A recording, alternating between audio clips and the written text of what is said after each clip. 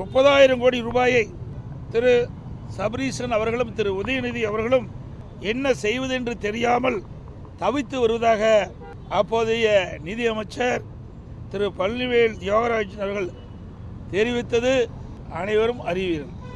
ஒரு ஆண்டுக்கே இவ்வளவு என்றால் இந்த 4.5 ஆண்டுகளில் எவ்வளவு கொள்ளையடித்திருப்பார்கள் என்று கணக்கிட்டு பாருங்கள். இந்த 4.5 ஆண்டு காலத்தில் பல்வேறு துறைகளில் நடைபெற்ற 4 லட்சம் கோடியை இதை ஒரு விசாரணை கமிஷன் அமைத்து விசாரிக்க வேண்டும். இந்த விசாரணை கமிஷனுக்கு உச்சநீதிமன்ற ஓய்வு பெற்ற நீதிபதியை நியமிக்க வேண்டும் என்று கோரிக்கை வைத்திருக்கின்றோம்.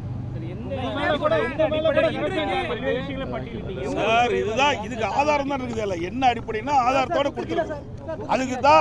அதுக்கு தான் இந்த பட்டியலில் அடங்கின்ற விவரங்களை எல்லாம் விசாரணை கமிஷன் ஒன்று அமைக்கப்பட்டு இந்த விசாரணை கமிஷனுக்கு ஓய்வு பெற்ற உச்ச நீதிமன்ற நீதிபதியை நியமிக்க வேண்டும் என்று நாங்கள் வலியுறுத்தி இருக்கின்றோம். மேதக ஆளுநர்கிட்ட ஊழல் பட்டியல் கொடுத்திருக்கீங்க. உங்களுடைய ஆட்சியிலையும் முன்னாள் அப்போது இருந்த அமைச்சர்கள் மீது திமுகவினர் புகார் பட்டியல் கொடுத்திருக்காங்க. இதை டைவர்ட் பண்ணாதீங்க, இதை மட்டும் பேசுங்க. அதெல்லாம் ஏற்கனவே பல முறை கேட்டு இதையெல்லாம் ஏற்கனவே நீங்க கேட்டவரெல்லாம் ஏற்கனவே கேட்டு அதுக்கு பதில் அளித்து விட்டது. இப்போ இதற்கு என்னன்னு அதை கேளுங்க, அதை கேட்க மாட்டேங்கிறீங்க. அதை விட்டுட்டு இதை டைவர்ட் பண்ணி நீங்க வேற விதமா கேட்கறது அவ்வளவு பொருத்தமா இருக்காது. நாங்கள் ஏற்கனவே நீங்க கேட்ட கேள்விக்கெல்லாம் பதில் அளித்து விட்டோம். எம்எல்ஏ கூட வழக்கு போட்டாங்க. உயர் நீதிமன்றத்தில் நான் வழக்கு நடத்துறேன்னு சொன்னேன்.